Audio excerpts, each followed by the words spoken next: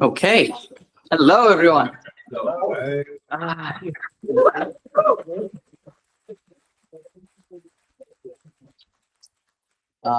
unlike Peter, I don't have any swag to give, but I can give you a warm hug if you want. Can be upon request. Yeah. Anyways, my name is Eslam Nasser. Going to be talking about API design in Swift and SwiftUI. Swift, the language that we all love and work with, it powers millions of apps on Apple platforms, but it also works on Linux, Windows, also server-side apps, and it's just a joy to work with. Anyone can start with their first hello world code within a matter of minutes if you just get playgrounds to work. So if you can't get that to work, it'll take you minutes. Otherwise, it'll just be endless hours. And so the language is just very easy. It's very friendly for beginners. Writing for loops, for example, is very easy to write, but also read. And you can write full apps with just this simple syntax the language offers for you. And if you want to do more complex operations, you want to take it a step further, the language also offers you things like map, reduce, filter, compact map, and a lot more operations on arrays and any collections for that matter. Structures, you can declare them with simple syntax like this one. And if you want to things that are more, can say, advanced, we want our structs to be more identifiable. We can lean in and use the identifiable protocol. And it's not something that is required for anyone who wants to work with structures. So yeah. Another example is also functions. Functions can be declared with a simple syntax like this one. It's very readable. And you can end up also building full apps with just this syntax. But if you want to add more complexity, you can start introducing things like generics. And we can even take it a step further. We can introduce things like generics type constraints. We have here associated types. We have generic where clauses. And this is not to tell you that you have to make your functions like this. It's just to show you how you can go from a simple thing, and then the language offers you more complex, advanced features if you want. But they're not a requirement for anyone to actually work with or even learn. And there are a lot more advanced things built into the language. You have concurrency, command line tools, macros, and much, much more. And if you think about it, how the language is designed in a way that any beginner can come in and they can just start writing code very easily. But it's also very powerful for more experienced developers and for more advanced things. And it's just by design that beginners find it easy to work with, and developers, more experienced developers, find it powerful and performant. And this is just not luck in the language. It's not kind of a natural evolution that happens with the language. It's just because the language is developed with a design principle called progressive disclosure.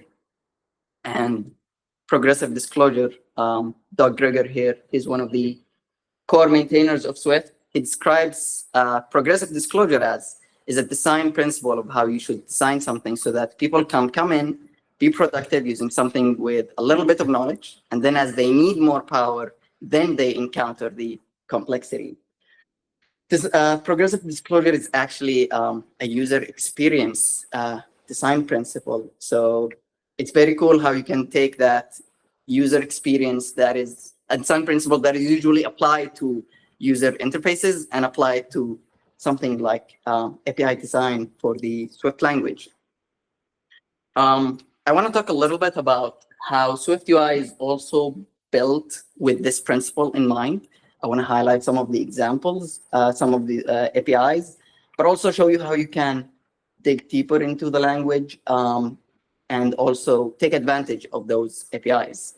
So we can talk about styles in SwiftUI. When we talk about styles, I guess everyone here knows about the button style. It's the most known style for SwiftUI. but there are actually 20 components that you can build styles for.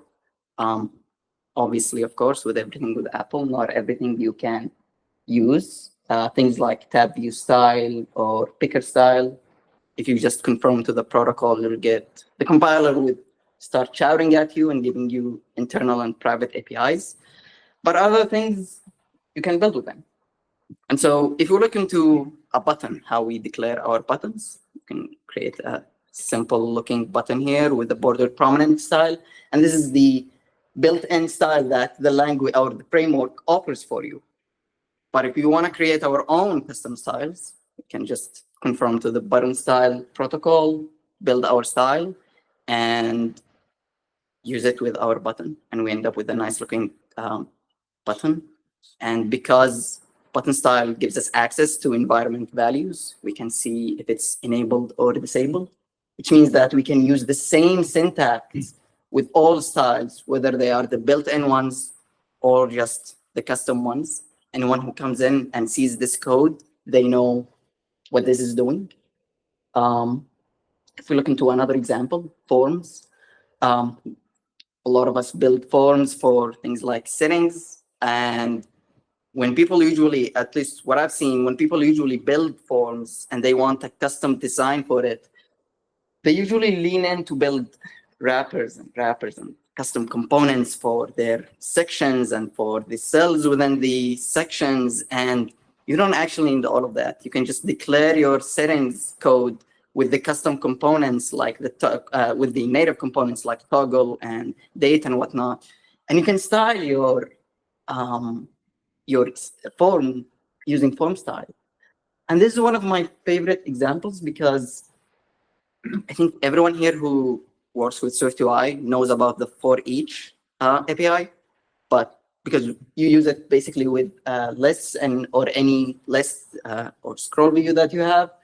But there's also this overload with for each that you pass a content for it, and basically content is just any SwiftUI view. And the for each will give you subviews for it. And so in your form style, you actually don't have to know about whether I have a toggle in my form, whether I have a date in my form, whether I have a banana in my form. It doesn't matter. It gives you a subview and then you style it. And this just shows you how the framework gives you simple basic blocks that you can work with for the for each, anyone can start with, and then it progressively discloses more complex APIs for you. Another example is menus. We build a menu like this, and we give it a menu style, but this is very boring. I don't like it. I can go and build my own menu style, but if I look into the style configuration, the framework doesn't provide me with any properties that I can work with.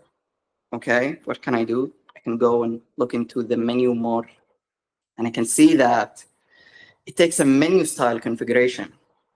So I can create a menu and pass a configuration to it. Okay, I can try to do that, but there's not much I can do with it. I can style it the way that I can just do it with the native component style, but I don't want to do that. I want to try more things. So maybe I can mix and match other styles. And so if we do that and we use it with our menu, we can end up with this nice menu that I've styled, but also because I use the button style and the configuration of the button style gives me access to the is pressed state. You can see that I can see when the menu is pressed. And so I can give it some kind of a scale effect when it's pressed, but also when the value changes, I can just give it a small interaction to highlight that the value changed.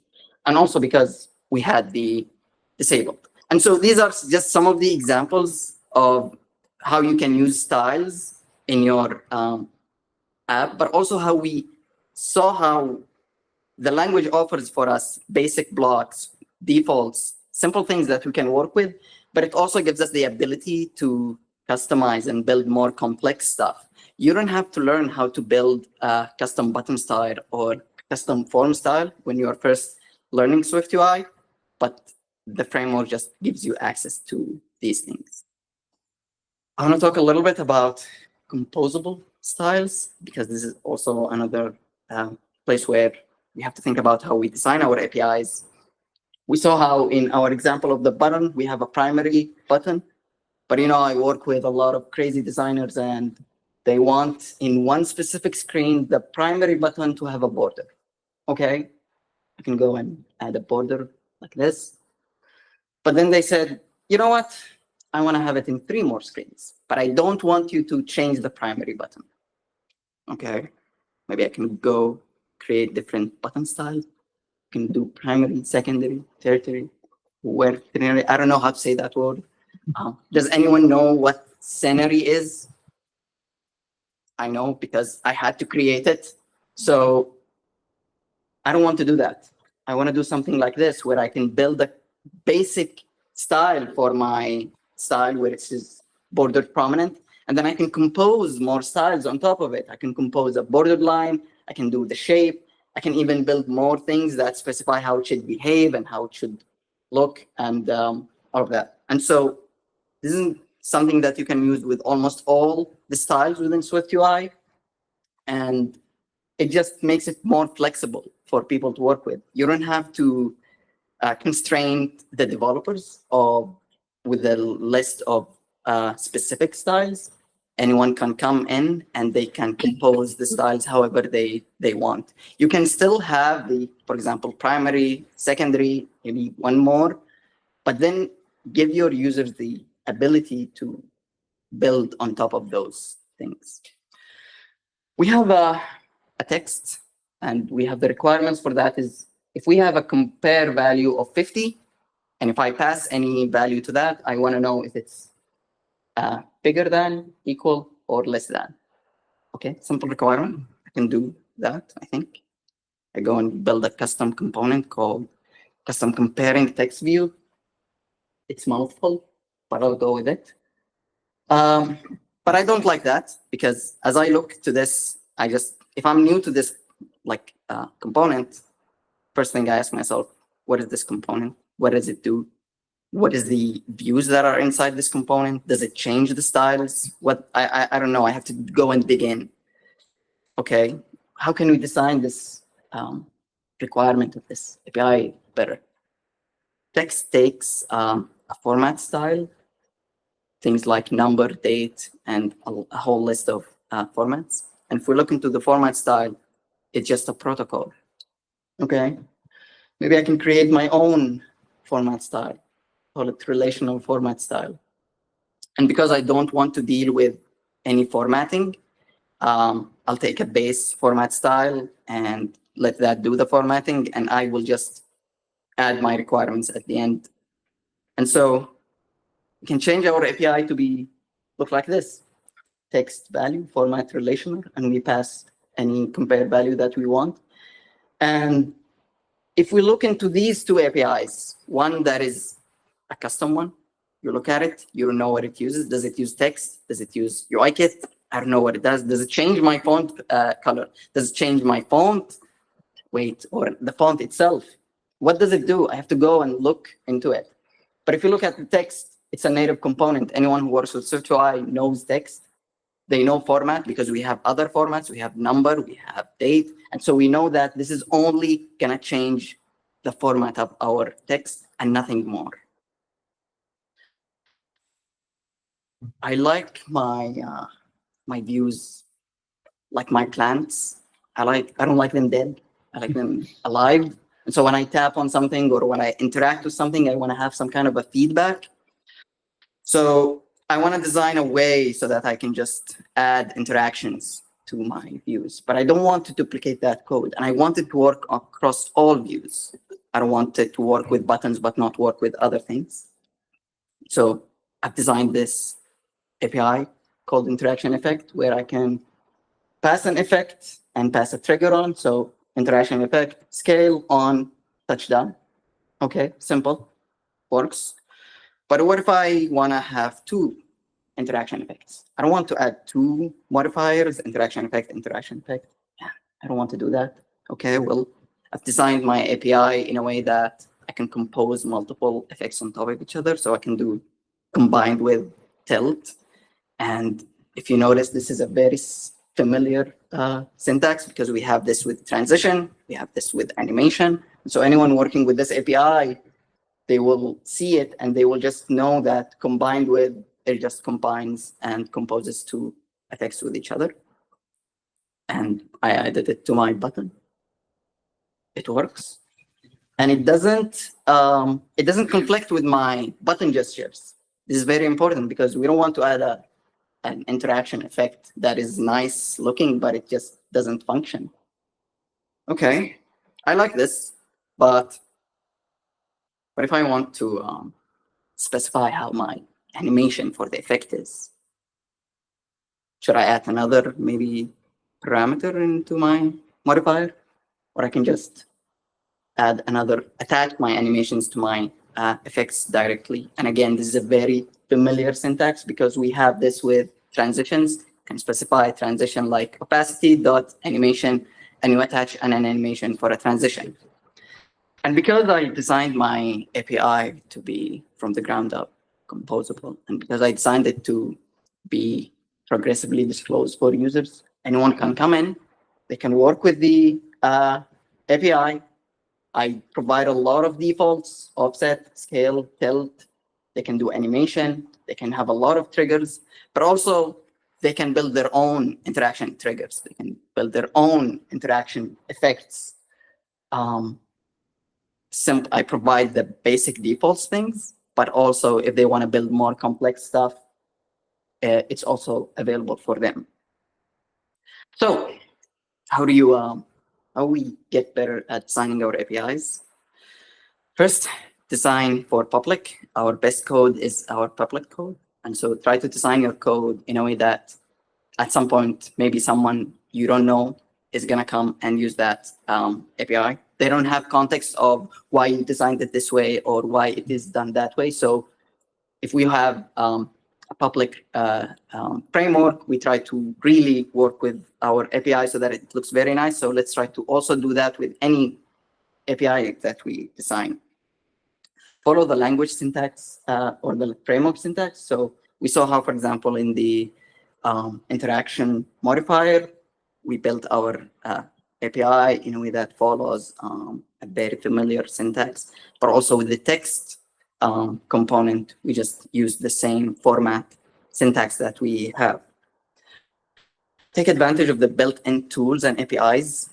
This is an example that goes to the form style, where we were able to take advantage of the 4 sections API, and we can pass the views to it, and it just gives us the views. And so, yeah, we don't have to do any hacks. We don't have to use Reddit views or any other API.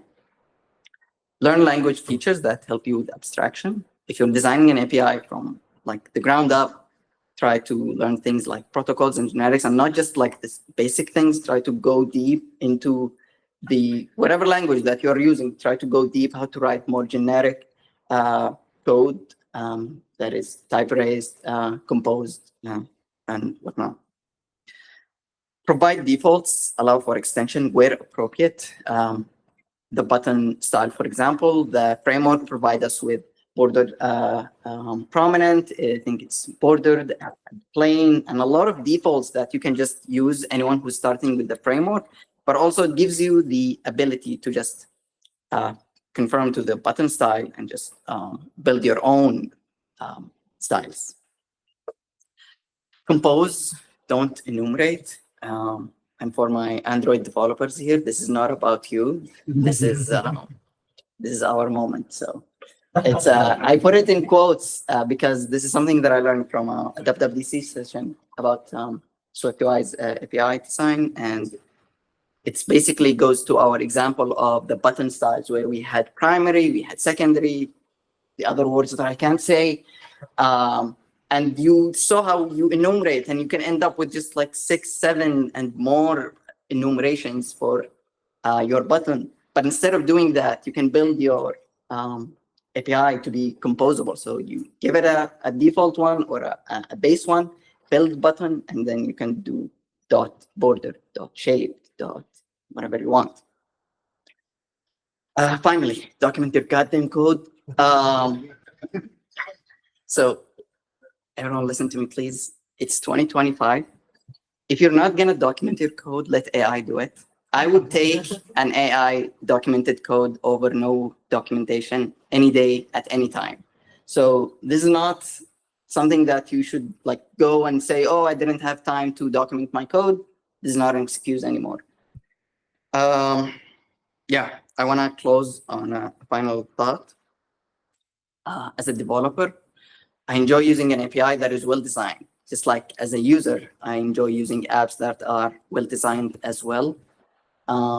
We spend a lot of our time trying to design our apps so that they look good for our users, where when they use them, they just enjoy using them and it makes their lives easier.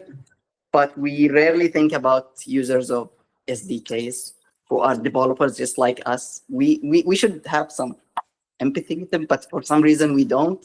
And so let's just try to build our APIs so that they are just a joy to work with, just like we enjoy building apps that are a joy to use. The things that I mentioned today are probably not for everyone. If you're building a small app and just have one button style, you don't have to go and build that whole composable styles. You don't have to, but if you know that you will have it, if you're building a framework, if you are building an SDK, and you're building for people, and you know that other people will come in, and you don't know their needs, try to build your API, design your API in a way that satisfies their basic needs, but also gives them powerful tools so that they can also build whatever they want. You can scan this to find resources. There is the repository with code examples of everything that I showed here, but also a lot more. I think you will find a lot of nice things in that repository if you just go and look into the styles that I played with. I try to have the repository reflect a little bit of my character when I'm working, so I think you'll find some nice comments here and there. And if you have any questions, please don't ask me. And yeah, thank you.